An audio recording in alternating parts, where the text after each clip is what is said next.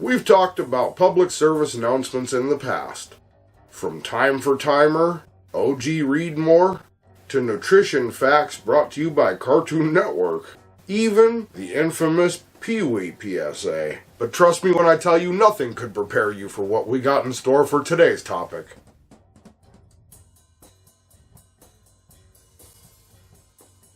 Hey everybody, what's up and welcome back to Macabre'Gorium Labs presents a showcase of things likely forgotten. My name is Bats and I hope you'll join me today as we take a look at 1990s cartoon all-stars to the rescue. Good idea, bad decision.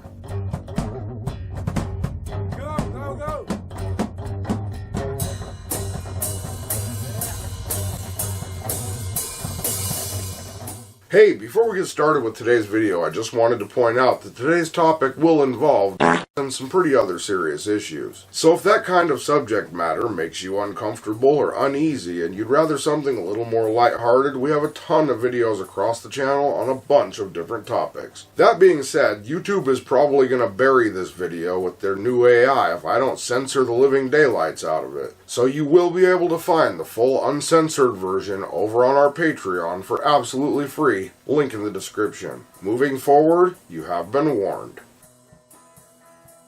For today's video, we're going to go all the way back to 1990, where we're going to look at a PSA that was endorsed by none other than George Bush Sr. and his wife Barbara. This animated movie was considered a social guidance film and was written by Dwayne Poole and Tom Swat. It was produced by the Academy of Television Arts and Sciences Foundation and Southern Star Productions. It was also animated overseas by Wang Film Productions. Producers Roy Disney and Buzz Potemkin worked with directors Milton Gray, Marshall Moore, Bob Shellhorn, and Mike Svejko for this special. This movie was financed by McDonald's through the Ronald McDonald Children's Charities. The cartoon All-Stars to the Rescue is 32 minutes long and was released on April 21st, 1990 to all 4 major American TV networks, and most independent stations as well as several cable networks. It would also be shown in Australia, New Zealand, Mexico,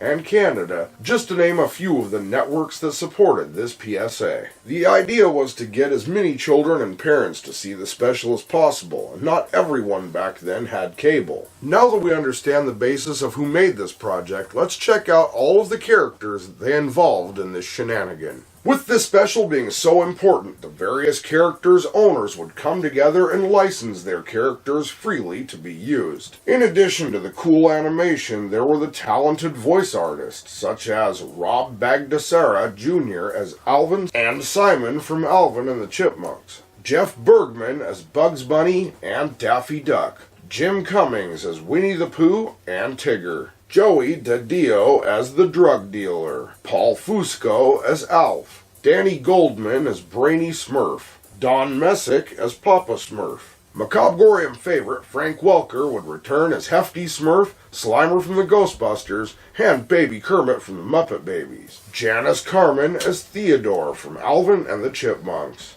The late, great Lorenzo Music as Garfield. Townsend Coleman as Dad for Michael and Corey, and Michelangelo from Teenage Mutant Ninja Turtles. Laurie O'Brien as Michael and Corey's mom and baby Miss Piggy from the Muppet Babies. Jason Marsden as Michael. Lindsay Parker as Corey. Russie Taylor as Baby Gonzo from Muppet Babies, and Huey, Dewey, and Louie.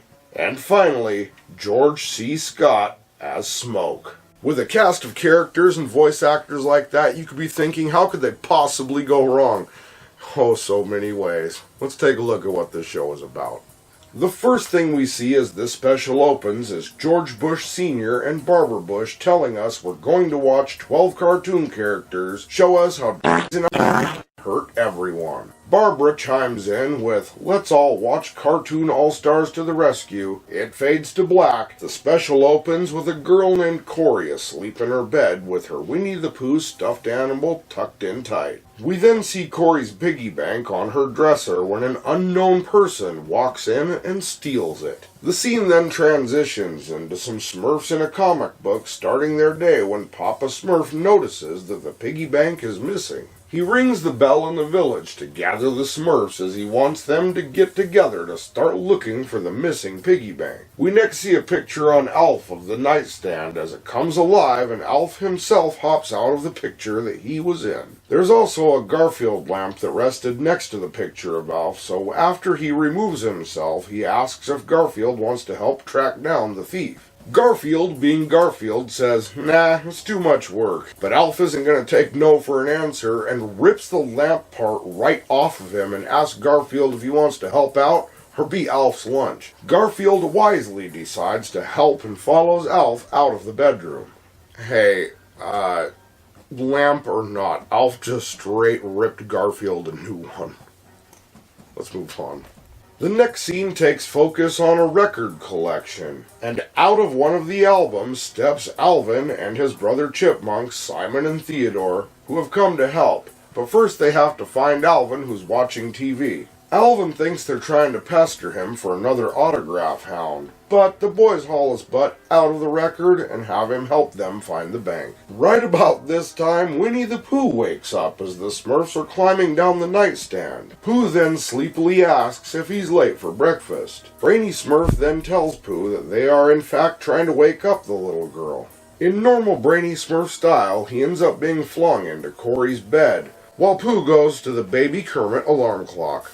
The alarm clock starts to ring, shaking Kermit awake by making his eyes and head move quickly. He says, "I hate when that happens." We then cut to Brainy Smurf on Corey's bed trying to get his glasses that came off when he was flung. With all that was going on, Corey wakes up as Brainy dives behind her pillow to hide. All of the cartoons freeze into their respective positions as Corey wakes and is trying to figure out why she set her alarm so early on a Saturday. Slimer from the Ghostbusters then shows up, floating through the wall above Corey's head, and mistakes a cornucopia lamp on Corey's table as food, so naturally he eats it.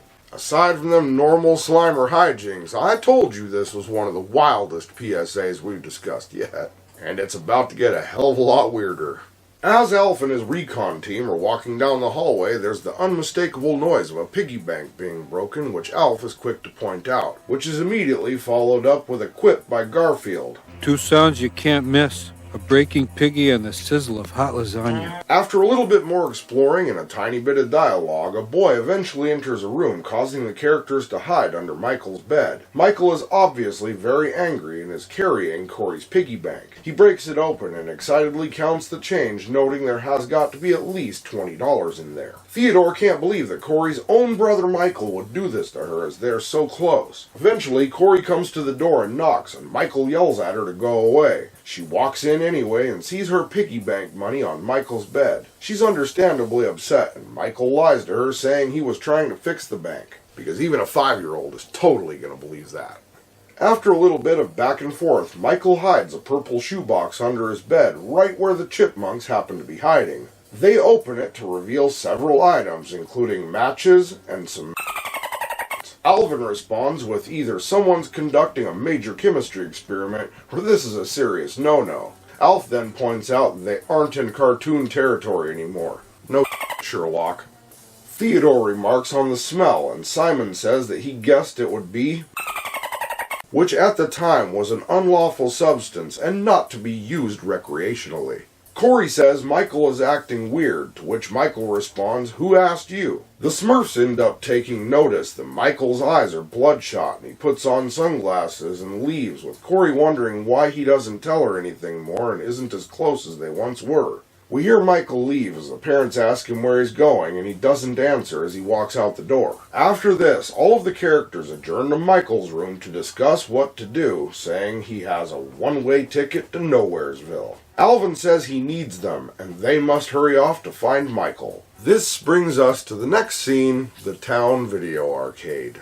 YouTube's AI is going to have a heyday with this one. We see Michael in the arcade with his friends, and the smoke turns into an evil-looking ghost guy that is egging Michael on to smoke more. One of his friends says that Michael has pretty good stuff, but he has something even better. He then opens up his hand to show the latest thing, which are several white rocks that turn out to be The smoke cloud guy tempts Michael to take the too, so he isn't left out. Soon after, we hear cop sirens and the kids scatter. However, Michael and Smoke are cornered in an alleyway. Smoke takes off as the cops come into the alley. Michael attempts to beg and bargain with the police officer until it finally comes into view and it's revealed that it's not a police officer at all, but in fact, Bugs Bunny. And of course, Michael would have to point out that Bugs Bunny is in fact not a police officer, just in case nobody was paying attention.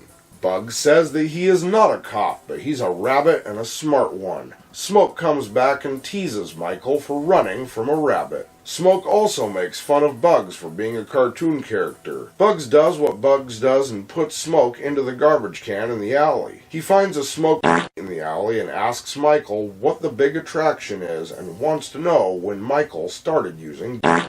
Michael says it's because he wants to. Bugs follows him along and pushes a button for a time machine to take Michael back to when it all started. Smoke climbs out of the garbage can and hops into the time machine as well. At home, Michael's father notices that a couple are missing, but the mom just says he must have drank more than he thought. It was the 80s, early 90s, and I know our parents were pretty dumb, but I'm pretty sure they all knew when we snuck a we weren't all that crafty.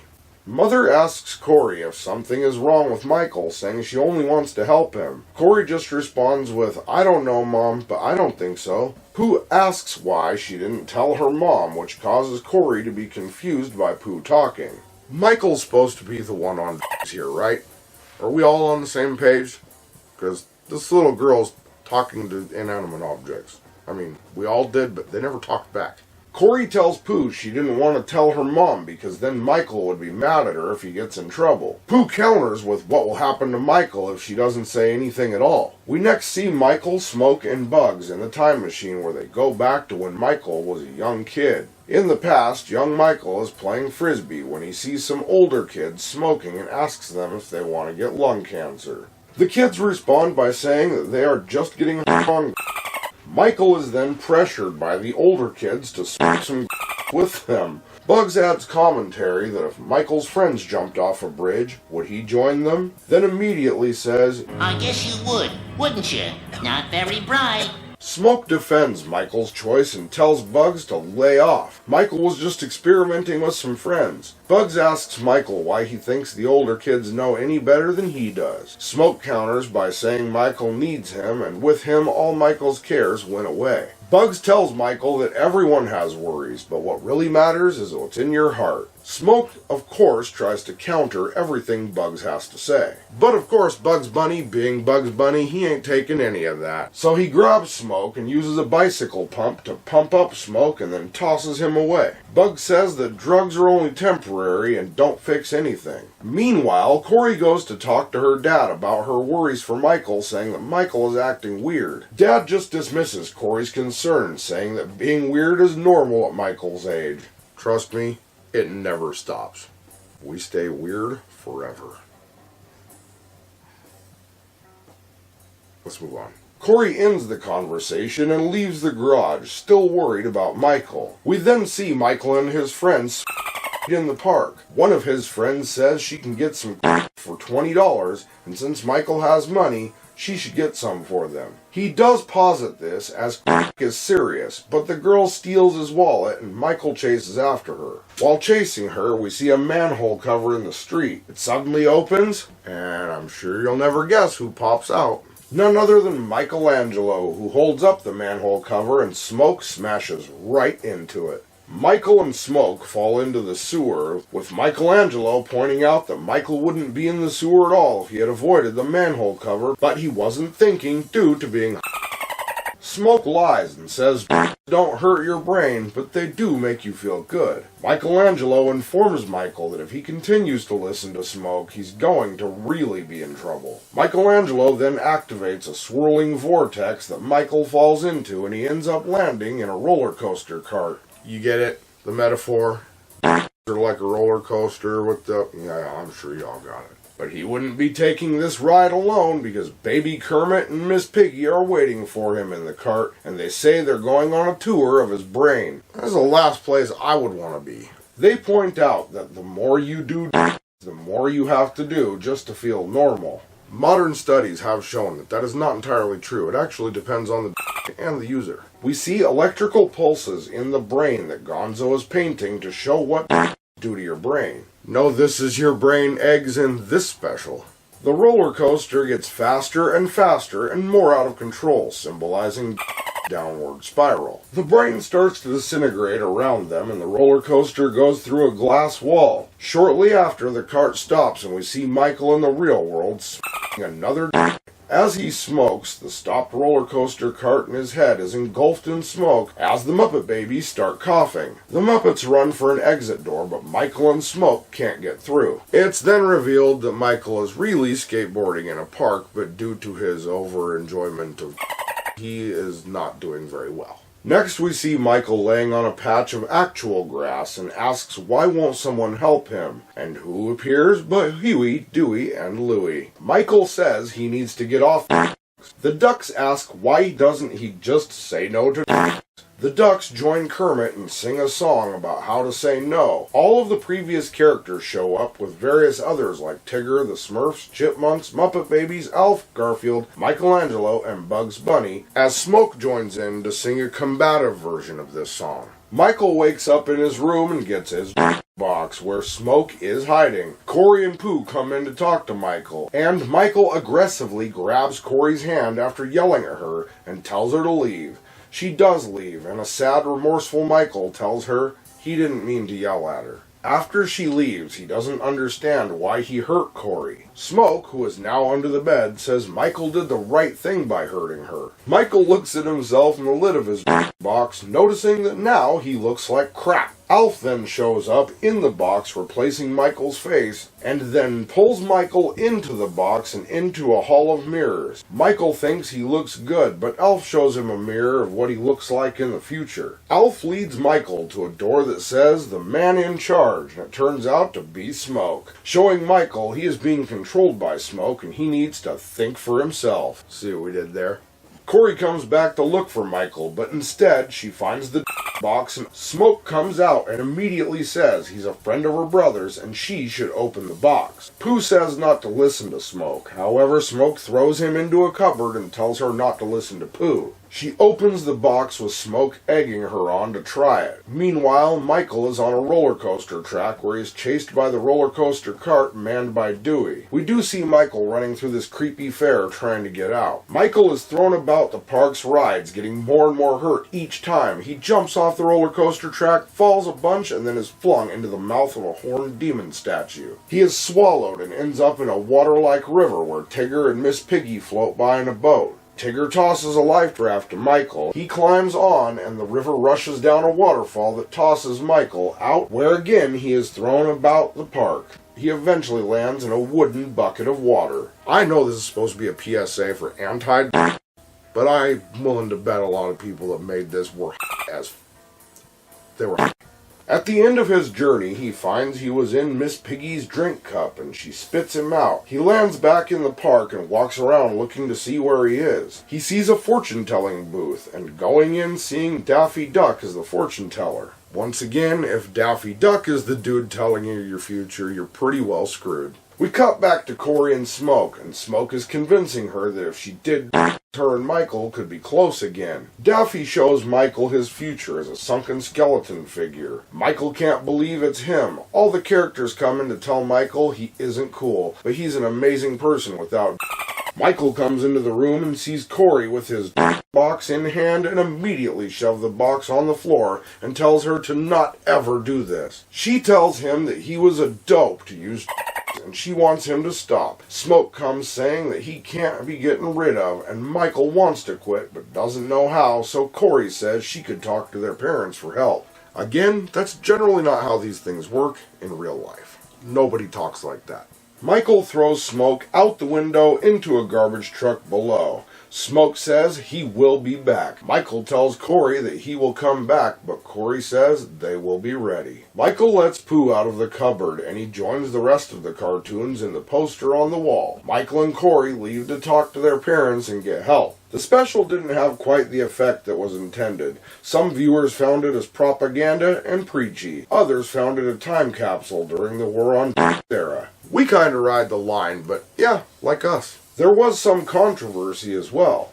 Smurfs creator Peyo was mad about this as his characters being used without permission, and Winnie the Pooh voice actor Jim Cummings requested that Pooh's dialogue be changed due to his thought that Pooh is an innocent and it makes no sense for Pooh to even know those words. As of 2025, there was only a VHS tape made for this special, and as of 2025, you can find it on eBay for around $50 or on Amazon for $180. Although if those prices are a little bit too high for you, you can find it right here on YouTube. I kind of remember this one as a kid, and I remember seeing it but not really paying any attention to it because I was usually too busy reading comic books or goofing off. It was a fun ride to go back and look at it again and look at all the propaganda stuff they tried to spread. It's kind of like a modern Reefer Madness. The whole project came off pretty much as pointless as the DARE program. Stay tuned.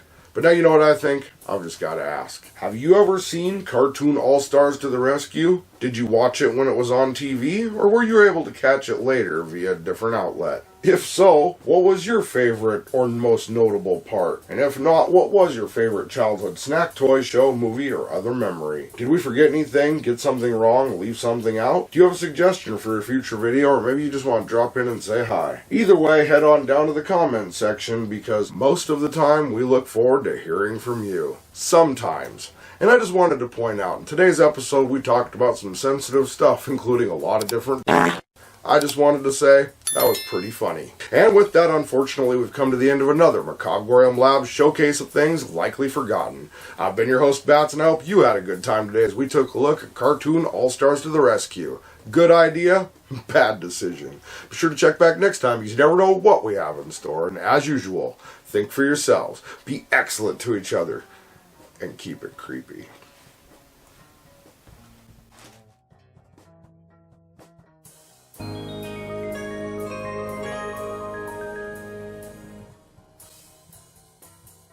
Hey, thanks for checking out the video. I hope you guys enjoyed it. We've actually wanted to do this one for a while, and we have a bunch of other PSAs we want to work on, but we're kind of trying to space them out. Stuff's been a little, weird in the studio since I've had to start working an actual job again. And I'm sure YouTube has broke this video down with its AI to the point where it's probably going to get buried, which is why it was overly censored. You can, like I said, find the whole uncensored version over on our Patreon on our free tier, as well as some other stuff, and our lowest tier starts at $1 a month. So if you're interested, check it out. Anyway, thanks for checking out the video. We'll see you next time. Keep it creepy.